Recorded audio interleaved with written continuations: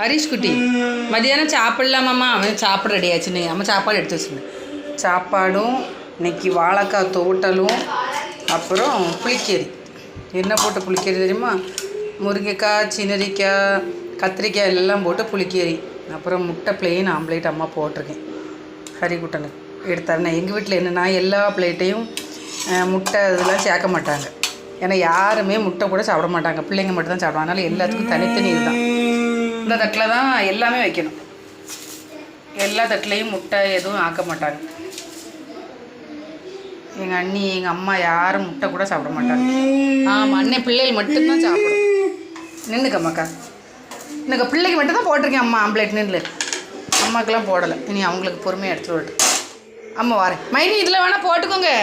வா எடுத்துகிட்டு வா, சாப்பிடுவோம். வா அம்மா ஊட்டி விடையும் ஓடியா ஓடியா. அங்கே போ, ஹாலில் போய் சாப்பிடுவோம். என்னம்மா இங்கே போய் எல்லோரும் சாப்பிடுவாங்க சொல்லு.